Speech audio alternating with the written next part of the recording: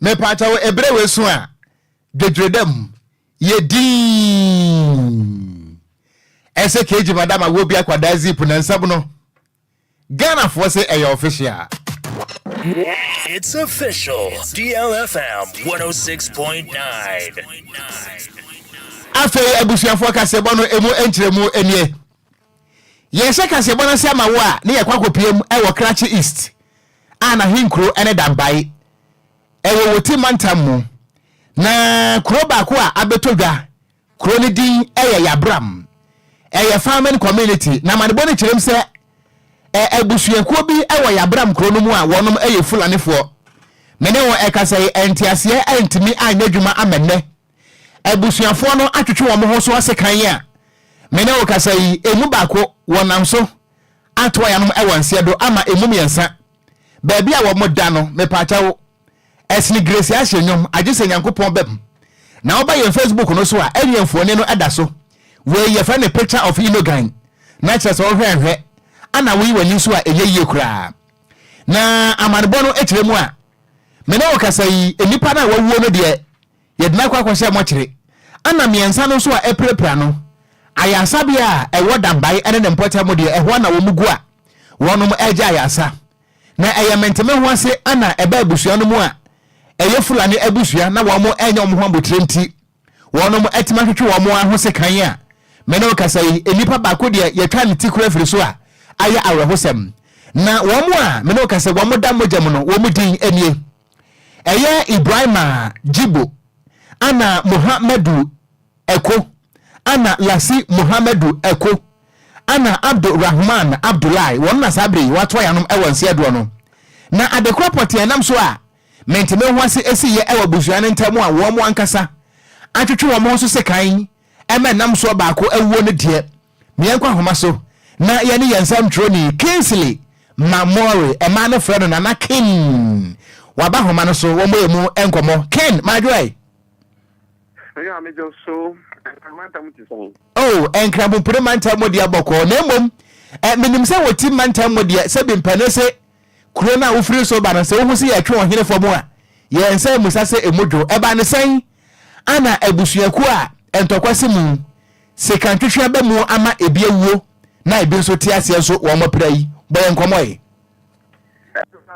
na previa ana amanbono ababe tija se obepimu ewo damai mantam a ekro ba ko a eben damai a edin a edan so Yabram na sa Yabram ya mekasa yi Fulani fo busiaku bi ababebo omo empata omo enyin eye enentwe wo honom na Fulani fo yi endra omo ediasi eye afeso na wetwe ni sikan ya weti na obenya no atwa we chie ni kan ya so wonsa na benya na atwa ana anwasum ni se akwakoye eye abusia baako enia uba ne eye producer ba na anya eye santokwai obepimu ewo Fulani for abusia kono masana akwakoye na asam esi ye no na chese nipa nan na omo twetwe ensika no nyina na omo so omo nyina gudagudaguda akwakopimu ewo damari damai sa kwakoye eye uti regional capital do ye nshada ni eye hospital bio eye health facility ya na ye de manage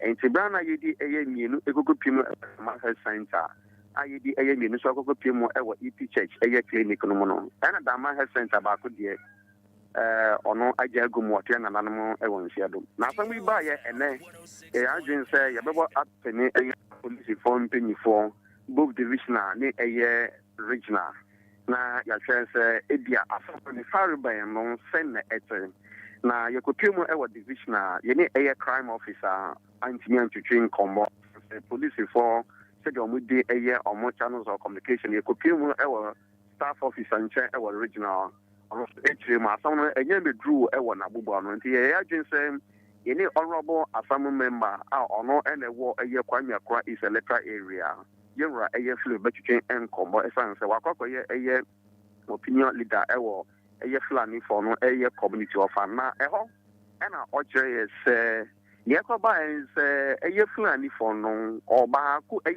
victims nipa na ya oba ku afrimo no Obaku enra no edi eye edro meche eye hard drive edema eye wonuma abiction omudi na ntwe ni ko edidi no odi edro ama eye otumu baako enti abrante no efa edro no ama no munam ayembre enti brana so mfa na ntwe no nko efu wona sense wa ayemma enti no wanti amfa na ntwe no anko edidie enti hono na baako se ni apenyi anami ni okuma one say a drone out there, a year new command. One say, one abofana buanaso, one year and fan and China and Koi Didier. And about could be son, a firm man, I said you all be son, sir. Now, where are some of baby son, say, Wama a year on your command a draw now. Ye na ye himself and if I don't know to quire in 20 years, or Musa, or Mudan Cranton, a crom, your full car, or winning Cranton and a full car. And your hormone means you once have and so about when you change a yen Sicano. Not just a winner, Nabasa, or pictures na the money muna, winner Nabasa and Ocran. And the Basano, you know, all cases, I can in your opinion, Abasano, and also for Grante, and also Ababe saw a year women and Ocran. And now Bakuna Yakan and Minus, and also in Yanso a year then, above Grant and Abaca a year Bakunus in the moon. Not just a aqua down a year free fight, I'm a year flying for community animal. Now, Brana Salman so could draw for them, and now Opaja a year, a nipper and I know. And a police force return and Okogyeabour Puma. And I say a Okogyeabour, but you could Puma a Dama, a Dama Health Center, and I say a EP clinic. You will say any partner and Yansan or Macano, or when you not respond for treatment. Now, the prime suspect now, police force to say, or no, and a decant and a Bakuminia, and they watch an animal or one children. You could Puma no, or no, not or the Empire, or no, so the moment. A police for car one, a handcuff no, a sentence, ye get about a year bed na, police or mamma, a police guard back on Copimu say, or they full recovery, nothing, they're not police for a dinako Copimu or your Omakachi. So many can do Copimu, a government, a year hospital, mortuary in that. But I couldn't finish the say, dinako two of and taking for a chance, say, winning a year full recovery, police also, or multi got more information, sir. No, or would ye at the end of the Ubisania. Now I'm at the born in the Chremono.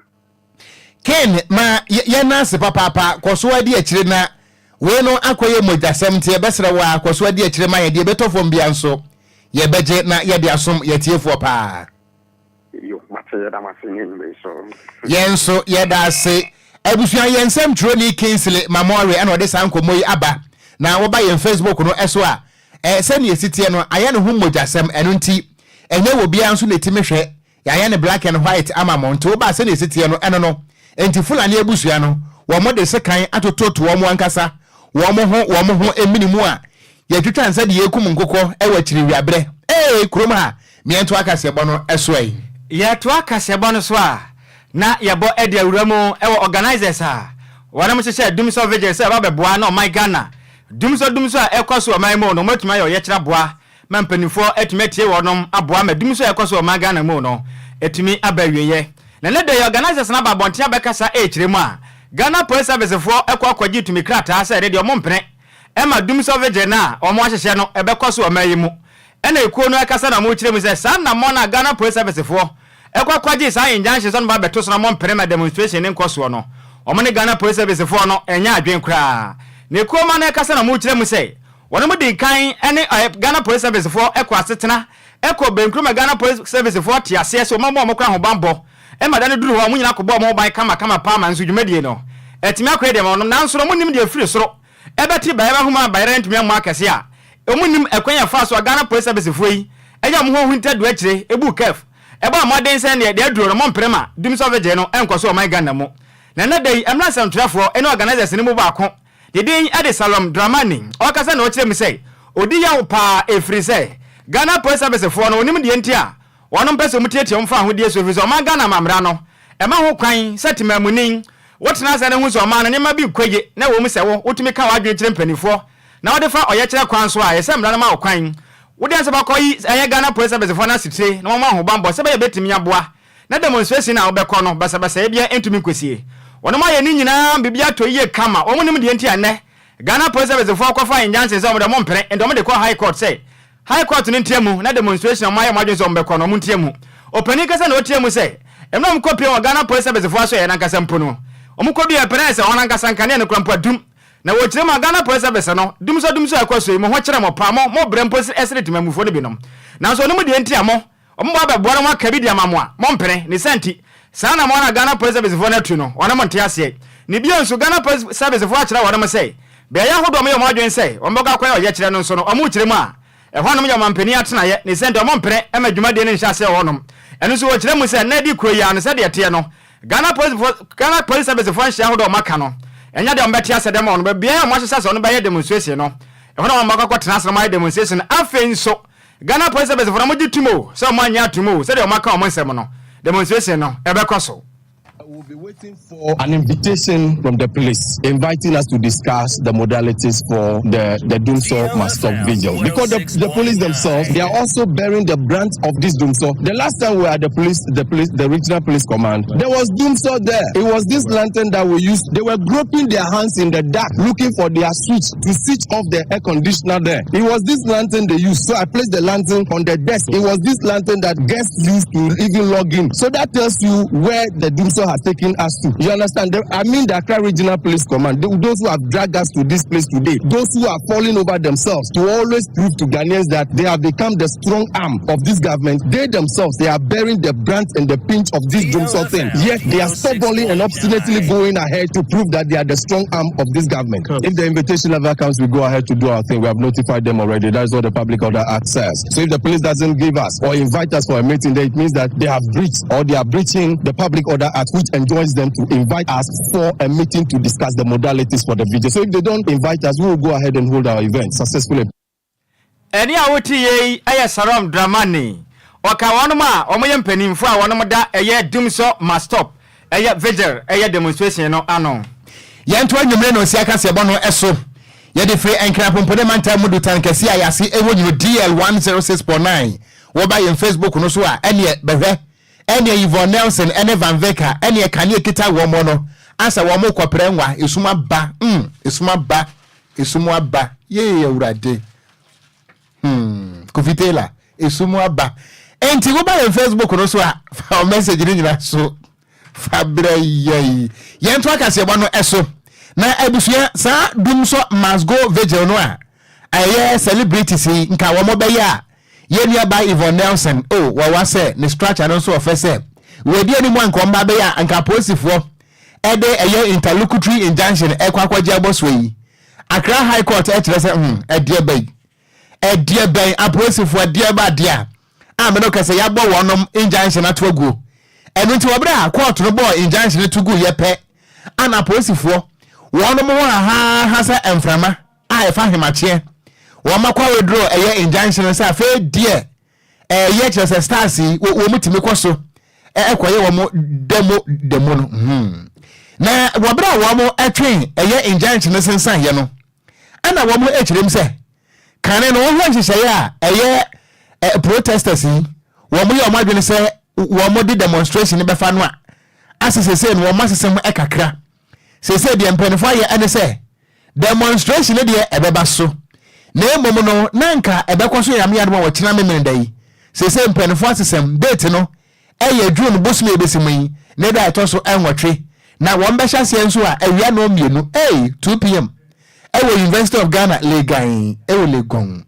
na sign letter we gina beto montre so a organizers no ana edekoye ekoma eye Greater Accra Regional Police Command no edi to that them say kan enema bia na nko mo ntiase no afedi empenfo atimi agetum na se police for injunction no so ya ba to agudi a na kire se demo no ba na beba so nothing can stop us emu nsem ene no na de enti police for no wo mo ekwa file interlocutory injunction ni nyina no ene se wono mo ekirem se ase ba bia organizers no edi demonstration efa no ase Ghana sumdue na security issues nya de ana afa so no eye logistical concerns just wo muni akade amomra ye waterpolinia potoewa ye bemambi enso ni nyina mo nya de a high court ni gitu mo a ya bo aposifo na to gu baby se dabi montimi ensim rante ne kwan se wo mo enkonkoye demonstration no a eno so emunsam eno na aposifo ni kire mu se wo kenkan wo my Ghana eye Public Order Act no a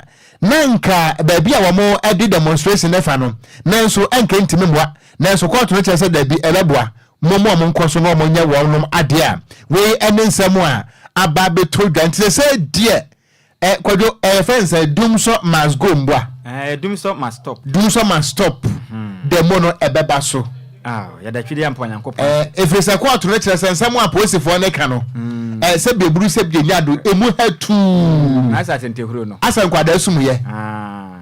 Se o ma ne de kamam ka bia mamu ana. That's right. Enti no bia wo ho kwan se bibi ikoso na se ha na. Otumi yo ye kira so me bia kwan so. We nye ntokwa bia nye gidigidi bia. Ye mampenifo na hu. Na ade ba kwa menti ase ne se eye vigil. Yeah. Na vigil no mda kwese 2 pm no. Omba de say. Ehọ no na medwen ho a menti ase no. Ehọ no. Ehọ kakra no mi se enka bibi se no ye pe ba bia sumo na nka omonya kwa so nkane a. Na nka bibia to so na mpenifo ahunu se ye hia han. Zade nya achi ankane na yeso a wono mu hu. Omo nti 2 pm na say the demonstration. Ehọ no vigil. Ne bia na ai sachara foforo besan ba mu dia. So mo kire mu say 2 pm on. 2 pm. Kata ba ente se na Ghana hakura ho anu benya kwan akoye sa demonstration da. Ne nwanwa. Hu. Boy. Ye nto aso. Ye to akase abo no so na ye body awura mo. Ewo Asante Mountain honom na Asante Regional Director of Health Service. Dr. Emmanuel Tenkrine. Papa akase echiremu a. Na wira ho pa efiri se. Oman Ghana ya sabia hodo bebre na ezi ameka se mpenifo to na jeje mu a. Papa echiremu a so wadwene ho a. Onte ne ho asekra. Na okasa na wachiremu se. Sadia oman ne kwa nansen mu apomuden enhyehyɛ ya hodo ekwaso no tumi se oman Ghana. Ya brapa. Okasa na wachiremu se. Ukopie mu okonfo no cha ban ya sabia aka ne nanka. Oka sabia hodo anaka gina na so oman Ghana mu pass ope eye quality healthcare pa ina ha se healthcare pa na oman Ghana mu no nanka ka ho nanso ne upo atisa sabia hodo a okwana ka benya pomudi ma papa na okonfo no che sabia ne sia ne yensa dan fan kan we free say ne ma hodo bebre na toto chema ho no mampenifo empemua okasa na osa atem so okopie mu eye Esewua Regional Hospital ne nso a empemfa amode atumi asia sabia de asi wonum se bisi ameka sai ene ma hodo betimi aboa na ya sabia na tumi edi dwuma no so sesi no ne nyina koye boachi bidi a ene to so omo ensentumi ka okata na ochirem se tumi ko ba se oman ya tenase na benefo tumi kwaje bosia kese ba se 250 million Ghana cedis etumi ne besi sabia de si wonom na se ne meka kra bi ampanifo behia na mo de edi dwuma ala sabia wonom na omo nsenka de a na ya sabia na yesi na mpanifo pese omo chiro ma Ghana sen na che se na mpanifo na nkaso omunim de omo ye ochirem asa na motuo na yekoso no ha dwinye pa wasa kan yakosi se eya afali hospital ne so mpanimfo asiesi wo be semfie ndande eni so ani dwuma we nyina ye ho ahodo bi papa yikiremu a enya de abebo akra na odi nsem we nyina tudwa ewo mra eya medical eya legal symposium dwuma de bi akwa so na ye patient right watch Ghana for na se dwuma de yin ena Dr. Tinkran ekiremu a ana montu ahodo ekwa so my Ghana mu titiriu efe ya promo de ho no ahodo na wo ma esese mpanimfo bo maden etena se na ye hyehye pa betimi aboa na sa ha hodo ekwaso wa sabia hodo mo no empenifo betimi apane po masibre okasa na ochirem ze yesia ba pio ma Ghana mu a enipa dodo na mo ye nurse fo a o makwaje ntete se ko betimi abeboa na ko man Ghana apomeden atumi akwale na so si ameka sei adusuafo no kwaje ntete ne bam tititifie chese nimde na mo kwaje ye na mo tena fia chape na nimde ne nyina no na ejesa pepa firi o madwene mu a eno so mo akra okasa na wasa achirem so di ya papa pa firi sei adusuafo dodo na ko makwaje ntete ananka wono mo hwe anim senke bedu babire mo nyina benya adwuma ye na ko man Ghana unemployment rate no eso atuma de sia make sense so na sese form akwaje nim de ese on betimi abo na man Ghana no enka nyuma atumi akwaso no sia make sense onya titifia papa yi kiremu a se de ne ma sibi kwei sempanifo amoa na unemployment rate na eso ante a betimi akofo how kase pa e de amra ayasabia ne senti okasa na okiremu sei empanifo amoa na sa na ma hodo ekoso ayasabia hodo ma CDC so na ma endi dwuma bia no empanifo amoa na sa ha hodo na ekoso no wonom enku enti ase kra yentu akasiabo no so na yenko yanim na wo ba Facebook no so a Kofi Parliament an wose DLFM kasiabo wentimi nya tie na enya tie china frese emu ode pa wose I love this station wa God bless you yada say ana Derek ayete wose o mayadwo akura yensu ajo so ate yada ase dada yentu akasiabo no eso yentu akasiabo no so a adanse asokwa emra hye bedwani ye friend Kwabena Hero Hammond Katie Hammond eno no one wo ye oswafo a wo hwe edwadie ene mfidi nyuma so Minister for Trade and Industry wakasa achirem sa ade ba ko betimi aboa ama Ghana yensi kasam na timi agye ye ene se enema hodo a ye no Ghana ha no mo made in Ghana goose no wo ma enyama mode se ye beto na ye de ehu behye mu se rebe ya wono mo a eye no ebetimi aye no dodo na etimi aboa amesika no so atema Ghana ha ya wo kirem se eduru me bia wo tenase din a na na wura ho pa se wo man ase ye bia ye bia no ye koto di fi abrochire kire se 55 chansen Molovia chansen chese wadro nyina ye kra e di free Japan for wadro wo fufuo kra na ataba eno ana yewra curating Hammond kirem se dabi ayeye ebre dru se eniema hodo a ye no Ghana ha no no nso no wo meyen fa yehu nsem na yento DJ Omayo se nka no wife tifie mu wo fufuo a ebi anka Ghana banche ebia Ghana menkan enam nka Ghana nam enso we de wo kra nam nyina free Togo abufu sam kwa eba ne sanu a na wo ma Ghana fo aboka na Kwabena Tahiru Hammond wo de sansem we nyina to da wabra na eye third made in Ghana bazaar ekoso ewon kran ana wo de sansem we etu edra firiguma ne ade ya abema Ghana etu nkuru ye dua ye ne o ma nyina raw material ewi ade ye rekwa abrochire ne ye nye bi wa han ne mfanye sa ne o mentade ye hye be mpoboi ne o ma ye hu ye meka we ya ntokwa ana na we so o mo mpene no bada ne na ne aba mu ada ma mo no so for na first o ma agadazi ayi ga ye we re to so mi ansa ye bi wele ye bi okofodua ye bi wo asane ayi offense Eastern o ma keke kan ni na nti mo so mo ma photo no nko na ga ndo hu nse say ye wa ade papo say ye timi ye bi anya bibia na abrochira na ye hwe ne ye so ne ye de pe o man bia ni wa develop ko abrochira ye say ko abrochira o mo ne ma fe ne ade o mo start say de ye adu point bi no o mo ye ne say ye su ye kuro bu de na ye yere ho an ye twan kakra o mo so a o mo de na ye de ba do o mo ye no o mo de na busu a mo so de ba say are ye hwe de ye de nti say ye de ne egwa ye di he ya bo hwe obi ehun na ni so ade no hu say ado say Ghana ye so wale oye Kwabena me wa fa se Kwabena Tahiru Hammond Kwadwo Oko papa when you can say me dese pa everyday ono udi nkomo a obi kan o ma udi kan sere that's right na mo wani mate se ba ya de obeka na obenya aso atie de opeso oka kire se nisi fite okay se nyina nimu sere sa we ala ka se wadito kire se papa we de ka se dese de pa na Kwabena Tahiru Hammond honorable na no si yepe Anna Deputy Minister for Foreign Affairs and Regional Integration Mavis Nkansam Bodu so de tuja no wechirim se asamua wona boaka no eno ano no se Ghana fo ye de hushem na ye dwadie bi aye die no ye ma Ghana nioma no doso a eno so betimi aboa pa amesika sem na gina pampe mu sem ne as you rightly said, no, this is the third bazaar. Yeah, starting in 2017. The last one, over 100 vendors or mobile around, and over 2,000 Ghanaians, and a big share in Yama. They did to display no more participate here. This time around, no, almost 250 people, vendors never have say. And so far, Manka Samusha, Ghana for Nepiaba, yeah, Bompaye, and we are reaching out to Ghanaians and say they should take this opportunity. No more share in Yama, Ghana for me. Minister Kasama still from other places. But they started just like Ghana. And it's the best Ghana for say we should all come and participate in it. This is made in Ghana.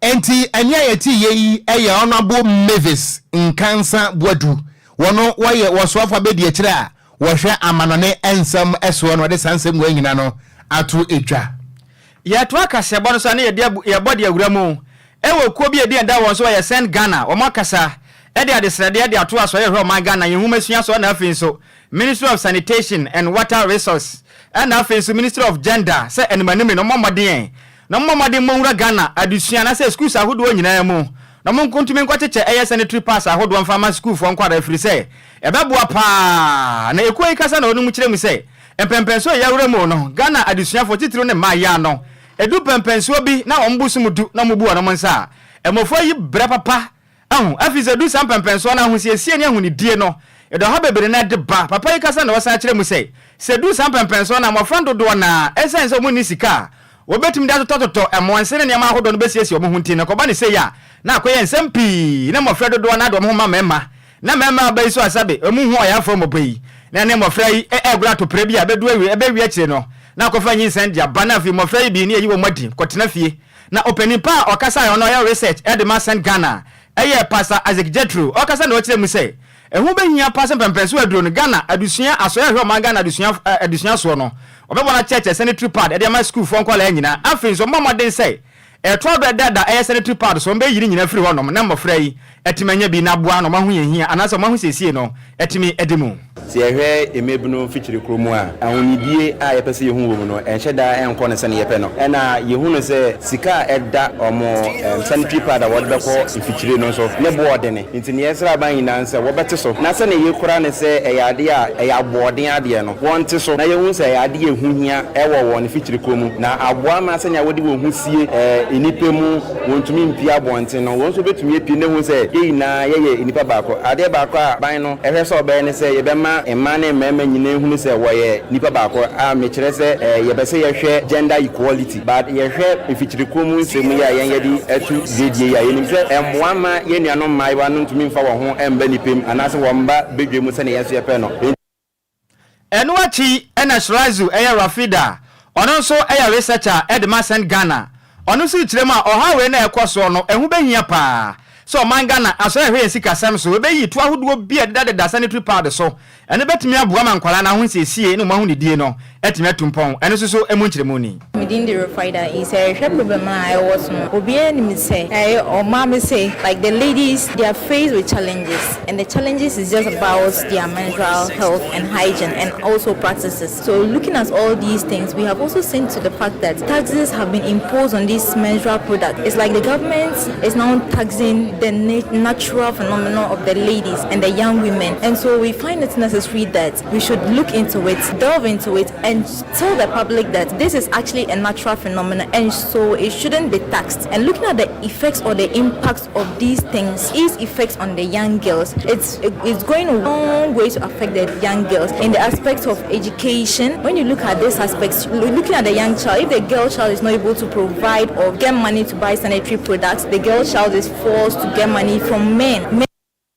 Eni awuti ye a researcher edema send Ghana Shirazu Rufaida yento akasebo no eso na ye boso akwakopie mu a adesua mu ane gina na Ghana fo adehia wo mo de wo mo kire se Ghana ABCD eni do remi fa so lati do no wo mo mpe si ebekọ school Ghana na obi kase a wawe ato atwene yese draw na lebo de airtime enu nti wo makwakopie mu e Morocco ho de yesua ade papa na wo mo ko Morocco no so wo mo ade adesua mu ensi echi ban scholarship ana ekoye na aban no ema wonom scholarship so omo emfanko eye Morocco nkonko suade no wo mo se eye scholarship de nanso esesen ka bosumi bia no aban no etimi ema wonom bibi kakra na wonom etimi edehwe wo mo ho nanso enkwadai a wo makwakopiem e wo Morocco obi man so no kirese abosumi makomako edunie 10 months ana saa eye stipends no emaye enu nti ama ahoyehia pa na wo mo enam we enam so ma wo mkirem se dabi wo mo ntimi ntrase ma se bieburu aban no wo mfa wo mo nsa enhye boase emmo ne sa chenchen enu nti eye Ghana ya tan ye kese eye embassy ai no ewo Morocco eye Rabat no eho anachise nkwadai esu aweho ajadwo eni boy wo mu kogu ani mu a eni picketing eni esu ni ajadwo wo mo kire mampani ekufuado enkwadai yebre yewu na de ehua nka etena Ghana kura na nka ye draw abebe elebo ne pass na wabra wo mo kasa no emusem ne. We are pleading the government of Ghana to come to our aid. As ladies here in this country, we are not even able to afford like the basic needs, sanitary pads, and the waste of it all is like your parents will send you money and to get here is nothing. You can't even. Why should you leave your country and come to this place and suffer? But it's not our fault. We were sent here by the government on a scholarship. Brilliant but needy students. The people you see behind me are people from very needy homes and they got a government scholarship to come and stay. Now, it has been more than 10 months. We are going to the 11th month without our stipends. We live in a country where rent is $120 per month. That's the cheapest you can get at a place without security. But we managed to live there because even the stipends we are having is not enough. Now, it has been almost 11 months without the stipends. The question is, how do we survive? Our landlords are chasing us from our apartments. Some of us are sleeping with our friends. Some of us are sleeping outside. Imagine sending your daughter to an Islamic country to come and study for 10 months without sending him money to pay his rent. How do you want us to survive? There are people having debts and they are chasing them, and people are depressed. The last time we had someone who nearly committed suicide. We are asking you, maybe you might say that we are making noise. This is not noise. This is not a story we are telling. This is not a narrative. This is what we are going through. Our lives are in danger. Our lives are in danger. Oh, Ewurade. Na ebusa ba ye Facebook no so a mama ha said ye nkwada yi wo mo bunkotodwe ewo Ghana embassy no ewo Rabat Morocco na aya reho se man nkwada yi esun fatusu bi mame fatusu tira de o nkwa bro chire nkosu ade no a o te Ghana ha draw mebe no Kwadwo okon nkwada yi aya wo mo ekọ Morocco akosu ade he okon me wira ho kakra na ade ha me ne se wo ho se o man ye nya ready yenye krado say ye betu anamon bia aya ma ye nhya ase ense emofra yi baabi omu gina yi omu ye obi a omu wonim de se omu nim ade na nso sikasam na eden ena mpenifo atena se hunu se na ye moa wo nom koje nim de yemra boa wo man no na se mo de nkola no ko na be de se bosumi du ekọ afentem na sika hodo ese tumi kọ na mofra no tumi omasetem tumi kọ na se nkwa je se ya wo hwe esu ankola yi su ebi nim kire ma baabi ombedampo eden obi man so moloko ye nim se de besi e chena obi kura kofa ba ko bo obi tirimu a ye ka ne sen DLFM wahu me wura ho pa se mpenivo nim se ade no muntumi nya ma mo nhya ase kura na munya nkwada no munya wo na mo ntena kuro ma bi wo mo ntena Ghana ha ni ye nyina ye no mebe ba kokura ka elebo ne pass so no nim se anka mpenivo nim se ne muntumi enhwe wo no mo ko ye de anka otre Ghana ha se ya kan ho kire na okọ no papa wo no nim se anya hwe kura na okọ akura se a obenya bibia di so ba kwatire obi man so no betete sa de e ka sen enso ese also ya ambassador Ghana ambassador wa mean say tam okon atete me wura ho pa me tie sa story we nyamia nim me wura ho we be ho because ye nua no mo na hwe situation omu go mu sesei krom ha kura mpo down rent time aso na ye tu wo na obi man so a wonim obi a wo honom I so dey say Ghana utimi konye obi mantwe wa bi kwa na okata akoso no mada aha de say back critic utimi kopo obi dan chi kura koda I so ntesa hwe omobu nkotodwe kura pachew ye besre wono mo ka bi ewom e fa sa scholarship no mo sika no ko obi aka bi enim so omontumi nso omo we draw omo mra fie na wo mo metena kurom ha ya simple kura so omontumi nso omontumi amara na mra Kwadwo yeti ha yi say yensu Kenya brochire bianke beko o na de ntra ana yenya ebi nko ye beko be nya nko ye beko ana ye koware Germany mrewa no o say botin enti yetena kurom ha Kwadwo ya no abebe o ya draw egusu draw say kura yenya ye kura preko ye mo ade ya draw ye mo ade wo kurom ha sa be kai ba ku be so esophagus no ye ne de draw esophagus apaka GH atrase latest from the world of sports.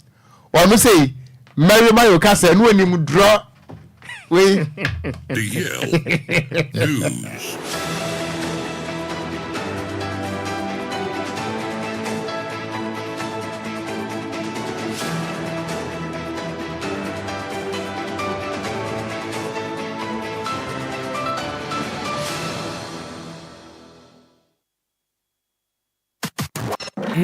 It's official. DLFM 106.9.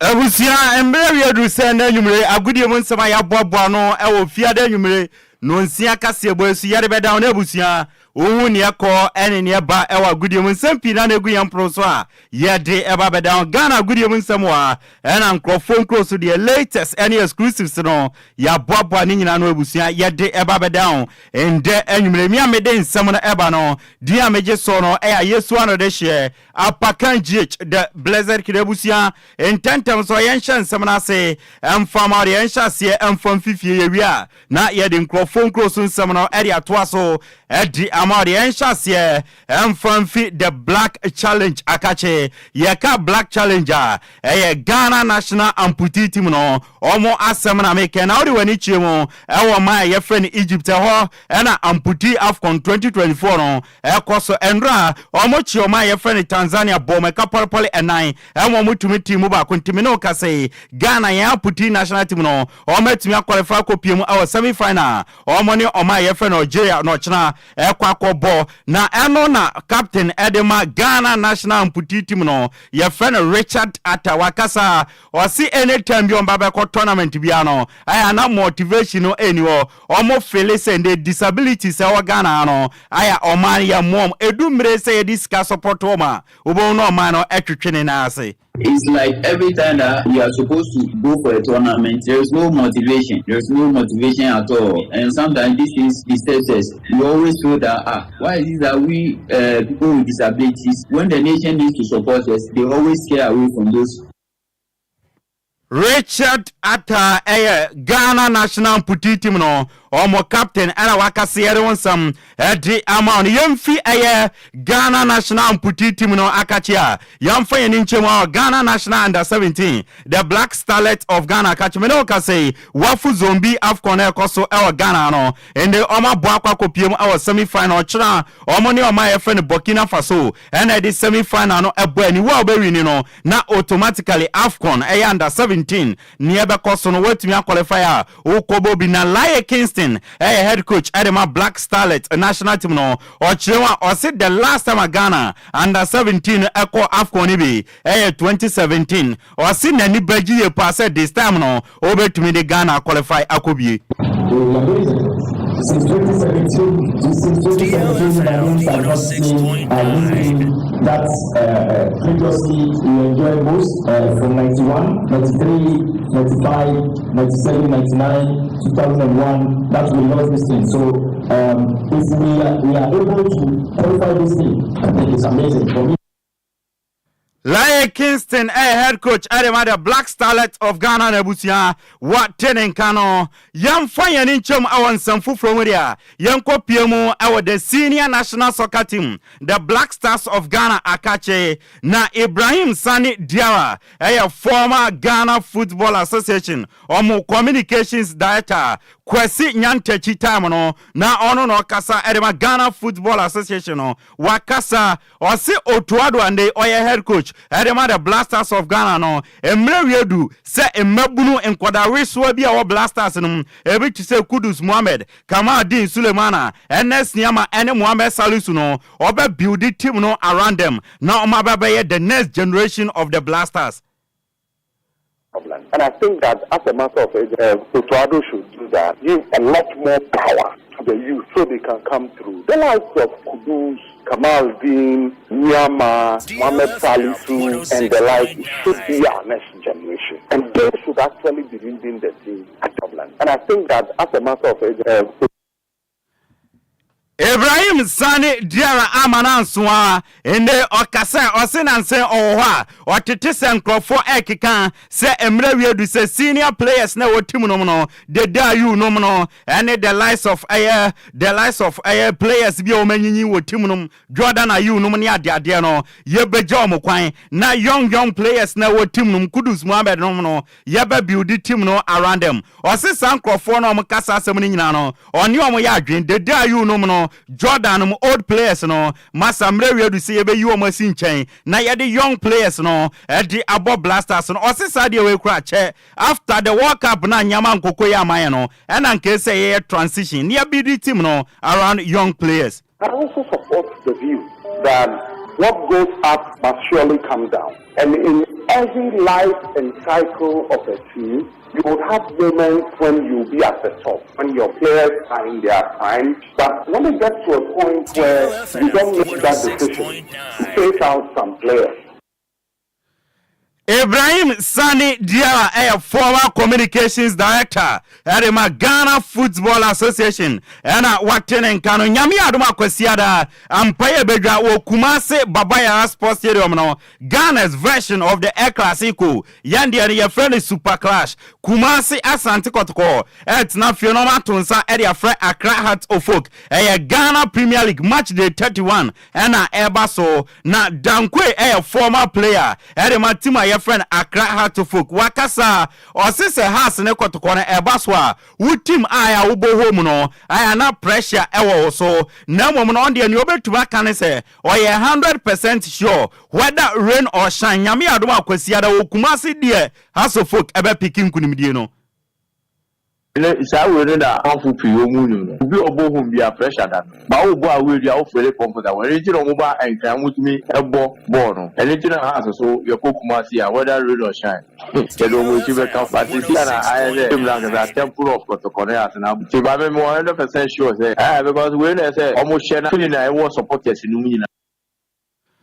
Dankwe a former player Erema Tima your friend Accra Hatofok Arabusia Waten Kano Yamfa Fisamin Senior PM our Manonedia Ebusia Eviano and Ameribetu and Mr. Bobo Kwa friend Barcelona Omo manager your friend Xavi Hernandez no in 18 time Omono Atun Kwatapai Juan Laporta President Erema Tima your friend Barcelona wa Pamono Amande Oko na Merebetu and Mr. Barcelona share him somewhere appointee coach your friend Hansi Flick former Bayern Munich and German national team no omu coach me no ka say ayo official confirm Bobo Kwa friend Barcelona or money papa friend Hansi Flick agree on a personal term a contract till 2026 and the coach your friend Hansi Flick oba sign now why new manager Eddie Amabobo Kwa your friend Barcelona oba or the Germany coaches mienu ebekano na oma be assistant Eddie Amano ewo tima your friend Barcelona made one some Eddie Amano Barcelona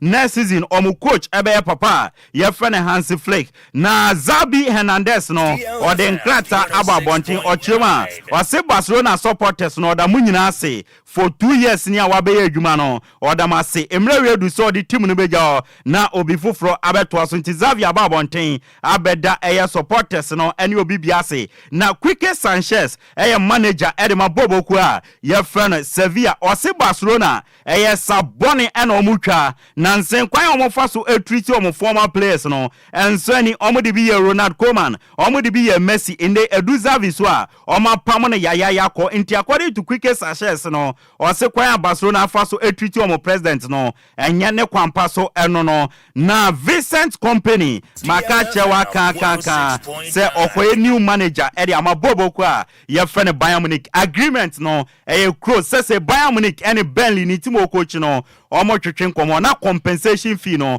omo agree on compensation pepepe Vincent Company ever be a new manager edi amabobo kwa ye friend Bayern Munich ye de wonsam edi atu anim abusia nyame admo chena ebo anopa no nkron ekosi dumienu a 9 AM to 12 noon no hia na yemfa the extended version no emfambre nti anwumre die yemfa ensia me amedi agudie mu nsam no edi ebreo no edi ameje so no yesu ano de hye apaka GH the blessed king nyame admo chena 9 AM ekosi 12 no yenhia na ne aka achibia no yemfambre over to you Okogyeabour mera say apakan enti Fenton from Odiako Pramason Samwaba, my yanko Ghana for her, na yene Ghana for so in Como, Ebrason, say a desofa, na yansu sofa no Ebra war.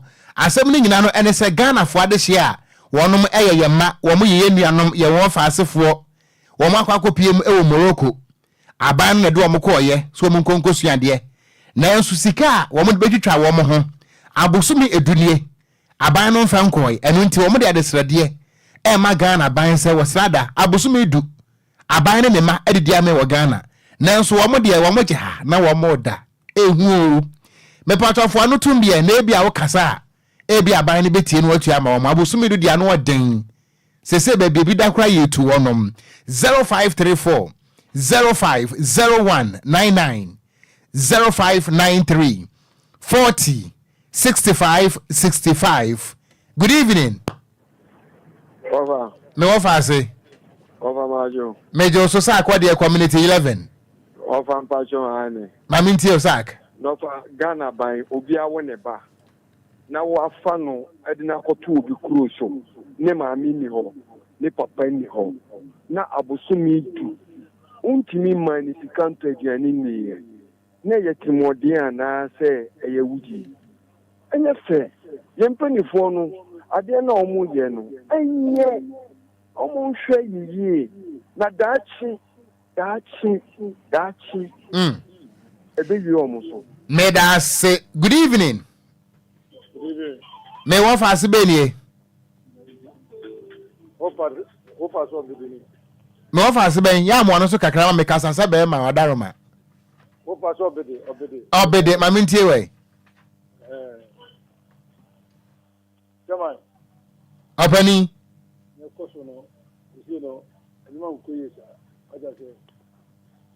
What you make Obima, Akuku, Obimaso. So, Uncle, India, Uncle, India. But chop one keke, Vansiano Omo, no more in your home, no more DD, no more good energy. Prince Shanja, come on the course. Make a good goodbye. May I say good evening? Me pacho did this and after me friend. So me did Regina, me fresh aqua. Maminti or Auntie Regina. The patrol mo friend and coming quank, yam found Ghana wine. Never be a do one wako guni dear, and ye nyai. And Wabeda is your crowd better than your scout to Viano. She coming quank, womra, why? May I say 0534 050199 0593 40 65 65. Good evening. Good evening, of Agasta Castle. What the source when I'm a motor come here would have me one fast baby. Becky Abba Mo so be a hoyo. Menti o me wa fa say. You don't over my liar, mom, because I'm 24. I want someone to heal. Sir? No, it's over the liar. On my piano.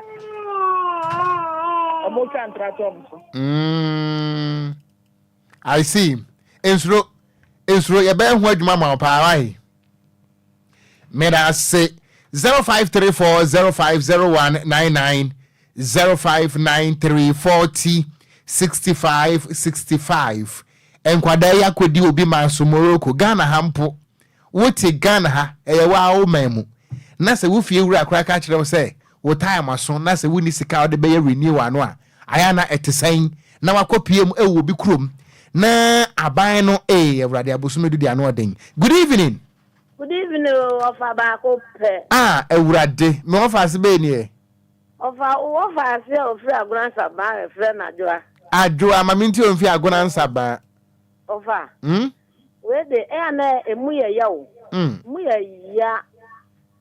Etesen kura obatan no owo Ghana hai. Obedi di man bedi bi. Mo be se sa wo mo. E de wa kogu obi ni kuro so ya wo ma me wo papa ni ho. Ghana na de na ekosi. Mo se amon hwe won. Sabe. Wo ya mponche. One shan one can want some. Now, where the enye ya one for one bread. No one assume you won't. Yada say, yet ya agona saban for yina. Mamma canning, and I was saying ye na sabano ain't mean to assess a canoa. Munko for Mambra, near Tikroma no more. Ye drove for Osophagus pete, draw pete, na live on him. Quay, Uncle. Nancy Enquiries Motro University exams ye cry hey. Me be person mo a ya nurse for you. Drew ni person na label. Aba bra China for your car. Good evening. Good evening, Wafa. Me won fast be ni. Na Abigail me kasa pesa ma me shaka ngeti le sabrepo. Sabrepo. O ex ma frɛ wa me sanka. Ye me ex for ye wurade. Ya mo nansa nya me ko sankore. The flower and mouth. Oh, I this picture. I them for. I ain't my fair one. Me aware. Oh, Papa. Oh, away mu. Wait, we. Hey, really? I mean, to more fast. Well, for a minute, I can't say. Scholarship no more the moment. Promotional service, someone to meet one. Yeah, promotion. Someone no more. Oh, you'll be man. On to me, your pet. If you come for a comedy in the plan, will move in or concern any kind of a say your baby Anna. Into yesterday, you're been for someone to miss scholarship media, mom, some mom, and back. Menso medasi papa ayana wachia elda dubin ewo sebrepa ma mewai Michelle Camp mu me offer asifui oh ana me ex for no so de omo ho amfrem Kwadwo Oko Safani senior kan kwada yɛn form mmra se medical aka se utie maame na ofirifi agoransa ba ho se he no ensem a wo ka no ene etiefo na wo mafrɛ no yo mo ka ni nyina sa na etioko so mo nim se baby aduro no aban ni capacity obetumi de yahwe nkwala na twintwene twan no mane nkoso bio ye besere o man nkwala ni nyina mmra no metena kurom ha sei omunim de ombedi kura Ghana de se tie be ye ukurom do mmra fie me de nyame no because se bia bi de mote no upe utie nkwala ne nsema mo kana be bi ro ye tu mo afrida mo tim e no mo mfefo no mo do mo akotena mo nchen na mpo no mo so kura tam na so aso enche bi mo so be yi wo mo afri ho no enti Morocco so ntse Ghana enti e besere nanom ane Ghana mpanifo mo ka biewom mo mo de ntu ho na mo ahoofefo na de hye ye o makako bi manso mo ntwen ama bibi nsi ansa bakokura ka se enche bi anka ba ko hye ne ho akonfo enam aho kire no mo community self frustration aye more o ko hye ne ho akonfo enam atete o mo community enra me hwe me botomu a me ne hwi enye na me chinchire ya me si news room abupro me na me ka kire wo obi ahwe me obi anya hwe obi etime na me ka kire wo man mu de e kire so na pass scrampo na se de ti bia ewrekwa na bu manichi anso wi e kire obese ebere enti ho ade ade de se bi mpanisi wo dwan wo a wo de na janan mu na Robert Gamali tie do de aba wo pemasem wo se onim se ne French na o ye no onim na ye enti wa tro ne French musu me kan ne French wo se wo fa how is Ghana? Okay, say we you send a message say we call Togo. And also offer how is Ghana? I am watching you live inside hotel the 2 February. Because you hotel the 2 February. Hey.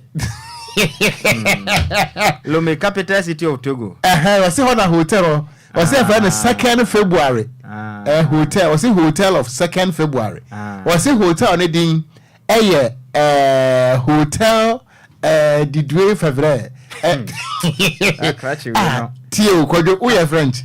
Planet okro wo so no. Sa e French NTD inu D mbwa. Sa na tie. Ana DEUX D ana FEVRIER February. O nte French fa be yego. Gamaleni ya chiano e da yakopon ase se ni play no de ko Togo na no wotie de no we kodu asumdwem no du yensu wanyi ni kasa fidie ne mfra sa no oda so a etie ye me ye so oda ho tim kura fidie ampo yakopon embo no ho ban na ohwe ne so mai oda yakoma so pa wasi adamu olome capital of Togo ye da na se ana ne hotel no we are say wo mo ate French wo mo sire mi o enso wo mo nkire me da wadanfo ba kono kura sa me kura wa sha ase ono so no open wa hwe ase na me ka kire hotel the day February saa pepe na tia we wontimi nya me hwe okrom ha enti kase bo no wo ho ye de besi wa ha na ye so a opele abawuram wo de awoso beto am so DJ Hitman ana making DJ Omarion so de ko Facebook no so na ne canvas ye hye no en ne jeans ne trouser ne nyina ye pe wo hom pa wo hom weekend say do ntino no ba na kasama bibia to din bibia fa na ne socks o hye de Omarion socks tete de aze kotokwa nya amofo de ni bi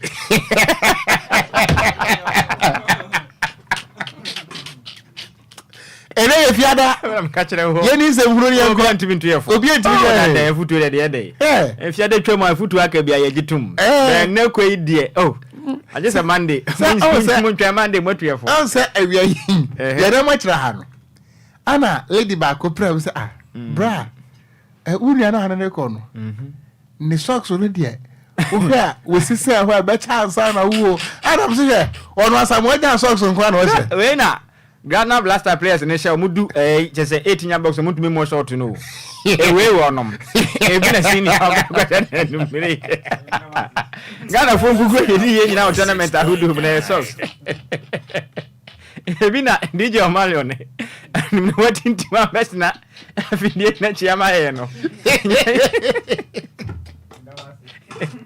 na die ya wie okura o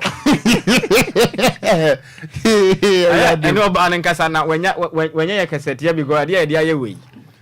Bia otia na bia na akwa ha. Won ma ran kasa. Afa we dia boko why.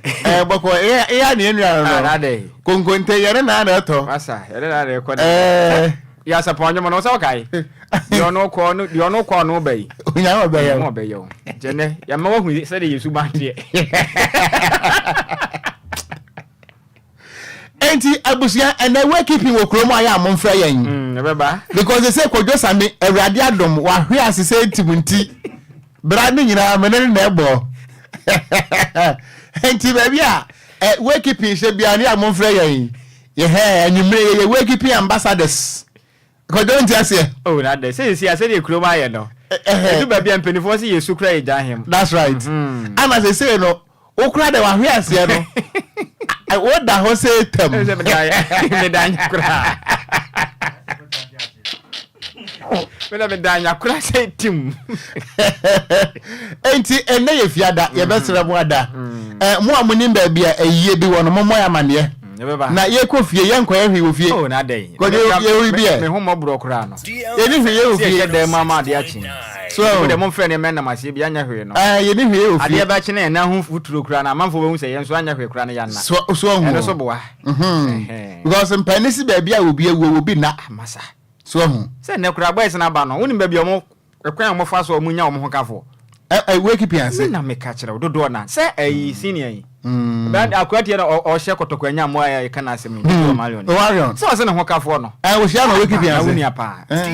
Peni bi owu ompotem ho no mayi ase na Nyankopon ya adoma chesa na adwena wanda. Na okohia na okeka ya Nyankopon ya adoma afa.